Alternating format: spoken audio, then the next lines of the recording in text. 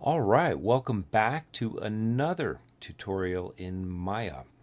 Okay, today we're going to continue with part one, which was basically setting up this surface texture and, the look of the overall ground texture. Now, this is part two. Basically, we're going to create the particles that explode out the top. I'll show you what I mean. There they are, particles kind of blowing up, just like you would expect to see lava. Okay? So that's what we're going to do. And because we're going to be doing this in a separate project, we'll create our own particles in a totally separate scene, all right? And that's what they'll start like. Basically, we'll create blobby particles that'll look like that, and then sort of adjust them along the way so that we can get the right look. And ultimately, as I go through this, you'll see we're looking to get these particles looking kind of like lava. All right, and that's what it should end up looking like. So let's get started. Here's the scene. If I go to my start and just sort of play, everything starts happening at once. You'll see the particles kind of coming out and blowing up. Now, obviously, this is a problem. You just want to make sure that you set your particles, when you create a scene to set them at the right starting point, basically. So I'm going to pause right there. And, in order to do that, you just grab your particles and then come up into your solvers and set an initial state for that selected particle system, okay? So that's the one thing that's wrong with this, simulation as it stands. And I haven't done a full render because, essentially I'm going to work on this a while. It's going to take me like 4 hours or 5 hours to output a render to show you what this is going to look like. But in order to get there, you have to kind of get the parts together first. So, I kind of have a good look going here, but I notice one big problem. And that's when I go along in the sequence here as it's playing out, that I've keyframed the color ramp, and this yellow is totally wrong, okay? So that's just something you're going to run into. That just looks awful, all right? So it should look more like this maybe, or a combination of somewhere in between these two, but this yellow is completely incorrect. So, I'm going to have to really work on that. But that's just a matter of adjusting the shader that I have attached here, which is no big deal. Okay, so let's go on and see how we can create these blobby particles. And I'm going to kind of do this fast just because. Oh, another thing I want to do, I want to take a look at this scene from out here, because you'll see I have a plane back here. This is the stars, and it's on a plane, and it's a surface shader, so it's not being affected by any kind of lighting. That's the moon right there. And this sphere right here, it gives me this this look right through here. I sort of attached the surface shader and a ramp, and that's all there is to it right there. So anyway, that's a tutorial for another day, but interesting enough, it is all we need to know for the moment. And then I have some planes down here, and I've imported some particles, okay? So we're going to create these particles in a separate file or a separate scene, and we'll start from scratch. So I'll just go to New Scene, and I don't need to save those. And let's sort of just create a basic polygon plane to start with. And I'll go ahead and draw one out here. Mine is 1 unit by 1 unit. I think I might want to bring that up by just, like maybe to 50 or something like that. And I'm going to click over here on my soft modification tool, and it's going to let me manipulate this geometry a little bit. So I'll just maybe give that kind of pull that up to there, maybe bring the radius down just a little bit. And then I'm going to click again right pretty close to that area, and then just, I think what I'll do is bring the radius on that point down, because I want to simulate a volcano. Okay, so I'll just push down on that, and that looks pretty good. If I go ahead and just deselect my tool right there, I think I'll leave it like that. Okay, so we want to be in the particles, and come up into your particles, create emitter. We're just going to create a simple omnidirectional emitter. Go to reset settings, that way we're at default, and hit create. And normally I can just, pull that particle up, and we're good to go. So let's set this at some kind of reasonable time frame, like say 600 or something like that. Go back to the beginning. And we'll go through the standard process of grabbing these particles. All right. And we're going to attach a field to them. Let's just put the gravity on them so they fall down. We'll go ahead and do a quick test on that. And our particles are going just the way we want. So I'm going to go back and actually I want to select those particles again. All right. And we're going to have them collide with this plane. So I'll just shift select the plane. And we'll go to particles and make collide.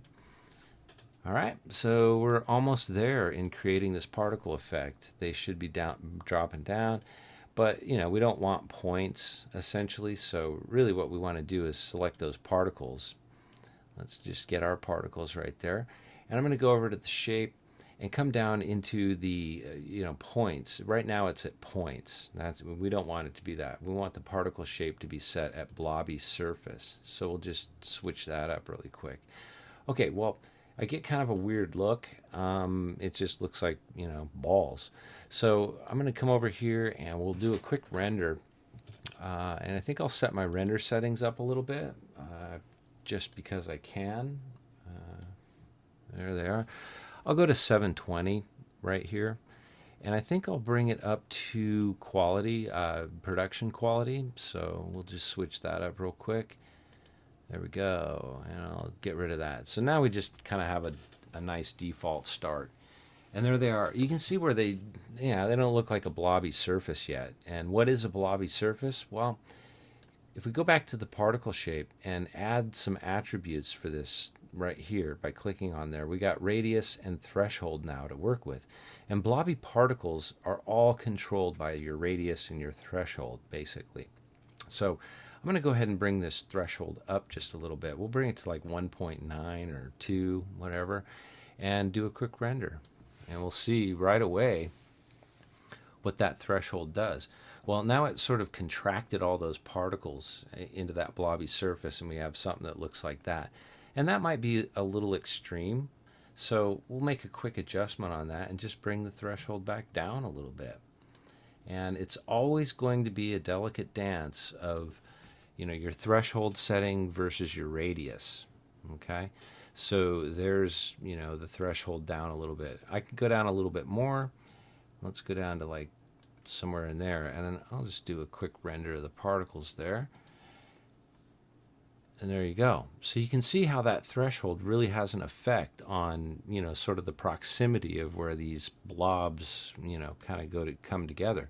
And if it's all the way down, it's pretty much just going to be, all your particles. So there it starts to look a little too weird. So for this, I'd bring it up just a little bit. Remember that your radius also plays a part in what's happening on this. So if I bring the radius up from, say, like there, I'll do another quick render. I can tell already this is just not right.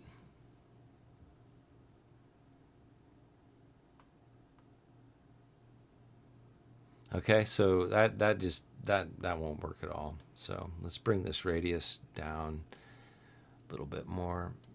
We'll do another render. Okay, so the radius and the threshold are two things you have to be really aware of as you're setting up this particle simulation. I'm going to bring the radius to about 1 and get a good starting point. Okay, so even that looks a little weird to me. So I'm going to bring this radius down a little bit and maybe bring this threshold up a tiny bit. I kind of just want to get a starting point. That looks good enough for me for the moment, so we'll get rid of that for a second here. Okay, so back onto these particles. What next? Well, I'm going to go back to the beginning of the animation, and right now you can see where they just fall down. All right, and they're bouncing around, and we really don't want bounce going on at all, okay? So remember that when you connect these particles to any system, they're colliding with this plane. So I'm going to select the plane right here, and take a look in the tabs, and you're going to find usually like a geo connector that is sort of connecting this system together, these particles with a plane. Well, in this case, watch what happens when I bring that resilience down. Right now they're bouncing around, but if I bring this down to about midway, I'll go back to the beginning there. Now you can see they're flowing a little closer to the surface, and I could even bring this down a little bit more. Let's go back to the beginning, and there they go. They're not really bouncing, they're sort of sticking to the surface, which is exactly what I want. Okay, so now they're flowing better. And if I do a quick render, it's always about doing a quick render. Bring that over. That's kind of a bloppy kind of lava. Now I may want to extend the threshold a little bit on this. So let's go back to our particles. I'll select this, and let's see if we get back to our particle shape. And I'm going to take this threshold and bring it down just a little bit, like 0.9 or something. Might do another quick render. And there you go. Okay, so I'm going to stay with this for the moment. And let's get into the Hypershade. Go to your window, come down to your rendering, go to Hypershade. We're going to create just a surface shader, like just a Fong E. I like to use the Fong E. Okay, so there it is. Now we're also going to attach a 2D ramp to that Fong E. So let's do that. I'm going to move that over on top of the ramp, middle mouse button, drag and drop, and drag and drop, and connect it to the color. Okay, so there it is. Let's make sure we go ahead and select the particles, and right mouse click, come down to existing material, and go to that Fong E. And now we can kind of get an idea of what's happening, with our color. And there it is. Okay, well, obviously lava does not look like that, so we'll fix that. Let's go in and come to your shader here and the ramp, and let's set this color. Usually in the middle we want maybe a red. I'm going to bring this green down here and change it up to a black. And then I'm going to come to the top, and the blue I'm going to change to sort of a bright yellow. Okay, that kind of gives me a sunshine kind of thingy, sunset. Might bring those up a little bit. We'll take another quick render. And something that you need to be aware of is, when you change this around to the other side, you may get a completely different look. So that's kind of what we're starting with. And I'll go ahead and let's get rid of this for a second. Let's come around to the other side. Maybe get in here a little bit more. And I think I'll leave it there. And we'll do another quick render. So the particles on this side will be much, you have to think about how your ramp is working here. Right now it's a vertical ramp, and that's sort of how it's, dealing with these colors. But if I switch this up to something like, say, a circular ramp, I might get a totally different look. I'll go ahead and save that one. All right. And so there we go. That's a circular ramp, so that might look better. I don't know. Just be aware of that as you go along. Here's the circular, and there's the vertical. All right, so you can play around with those all you want. Generally, I like to add a smooth onto this ramp. It just kind of smooths out the colors and gives them a little bit better blending. So anyway, no big deal. Okay, well, let's get back to the Hypershade for a second. We know that this is looking okay the way it is, but we really want to add a little bit more depth in there, and especially in terms of like incandescence. So I'm going to go ahead and select this ramp 1 the way I have it set up here, and I'm going to drag and drop it on top of the Fong, and I'm going to come down and plug that into the incandescence as well. And in the swatch you can see where we actually got kind of a different incandescent value. So I'll do another quick render on that, and you can see the results. It looks bright. It looks, it looks hot. That looks lava-like. So we'll go ahead and stay with that for a minute just on default. And let's go back to the last part of setting this up. I like to use a 2D noise. I like to use the 2D noise. And what you want to do is select your ramp over here in the Hypershade so that it shows up like this. And then hover over your noise and middle mouse button, click, drag it, and put it on top of the selected color. And now you can see it shows up in this ramp. Okay, so let's just by default see what happened, by adding that in. All right, I can see where it's showing up, but it's really too bright actually. So let's take a look at the other side. I'm going to bring this out of the way. Let's turn around to the other side, and now you can see where if we do a render, I'll save that one. You always have to be aware of which side this falls on. So I see it in there, but it's not really as prominent as what I want it to be. So I might, adjust the ramp over here a little bit just to give it a little bit more emphasis. And I'll do another render. And there it is.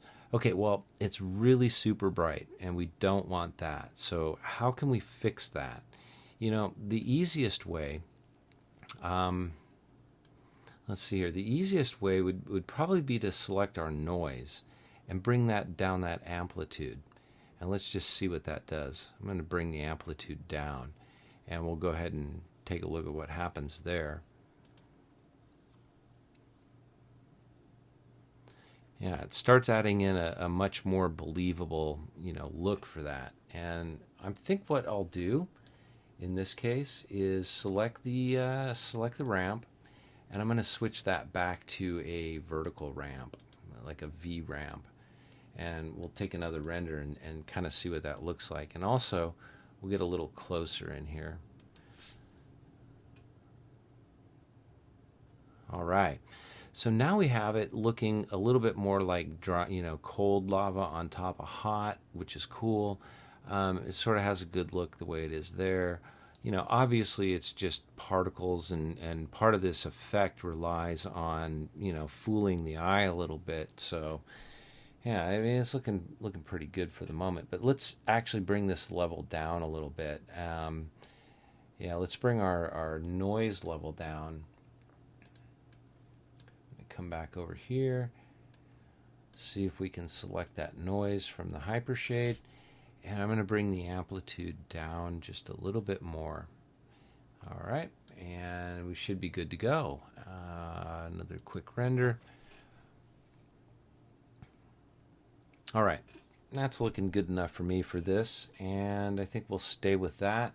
Now the coup de grace, the really cool thing is you can come into your Fong, and don't forget that in this Fong you have a special effects, your glow. And if we give it just a little bit of glow, maybe we'll start low, 0.47. We'll do a render. And the glow is usually added in the end. There you go. You can see the glow coming out there. You can go extreme, but be careful. A little bit of glow goes a long way. I'll just pull that up a notch or two. So there it is at 0.1. So you get the idea. That's the last stage of actually tuning this in. So I'll bring it down a little bit. Okay, so now we have our particle system. We've got a shading system, and it's good to go.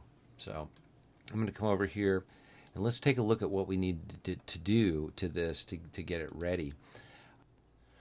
All right, so at this stage, it's probably best that you save this particle system out. Now, we're going to use this particle just sort of as its own asset. So I'm going to just save this as its own file. And before I do that, I might want to delete this sort of plane that we're working with, because essentially we just want these particles, this particle to be like a flowing lava particle flow. So I want to keep this around for the next part of what this tutorial is about, which we're going to make the explosion.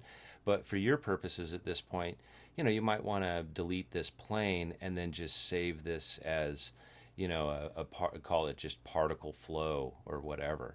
And then we have that saved as a scene. So that's all there is in the scene. And then we re-import that into, the lava texture field or whatever your main project there is. And we're doing this because it's just too render intensive to sort of work with 3 or 4 particle systems in a fully textured scene and everything like that. So we're just breaking this down so we can make these really quick. Okay, so let's get on to the explosion.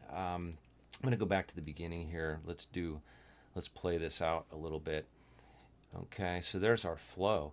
Now in this scene, I have added a particle sphere. Okay, and it's right there. I have a transparent Lambert attached to it, so I basically just created a Lambert and then made it fully transparent and attached that to this object. And I just want it to be kind of invisible because we're going to use this to interrupt the flow of the particles and sort of make it explode.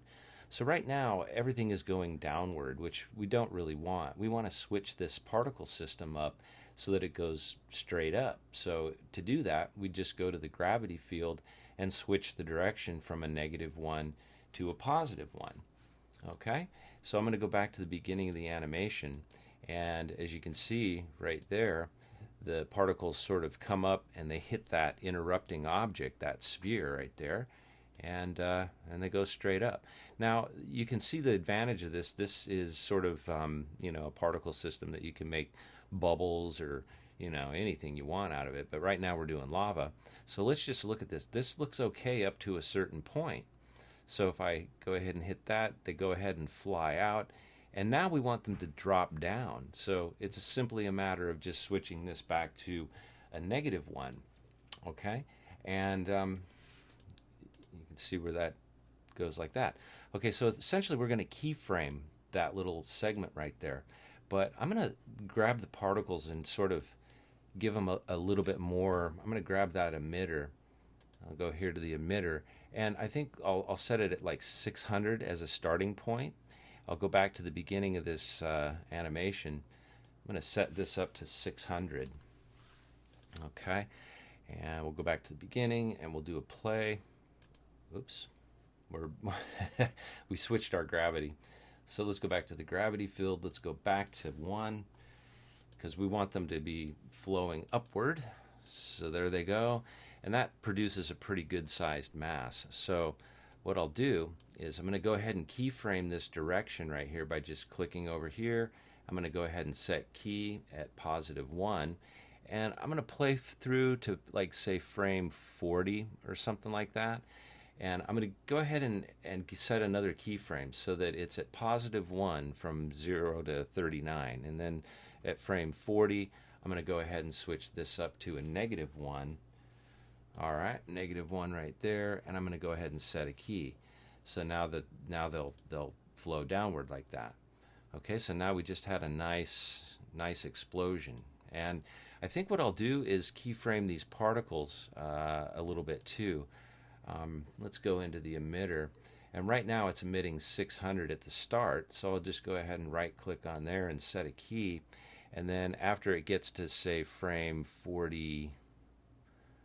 We'll go to like 47, and it's still emitting 600, so I'll set a key. And now I'll go to like frame 48, and we'll set another key and bring this down to, say, 100. So I'll set that at 100, and I'll go ahead and set a keyframe there. All right, so now let's see what happens as that goes on. So they explode, they fall down, and now we're just emitting a little bit of a lava flow. Okay, so pretty simple. You can play around with that little concept as much as you want, and there you go. Looking pretty good. Okay, so at this point I might want to save, delete this. In this case, I'll go ahead and take this this plane and I'll just delete it, and we'll go back to the beginning of the animation and play. You can see we're still getting our reaction, and our particles are doing what we want them to do. And there you go.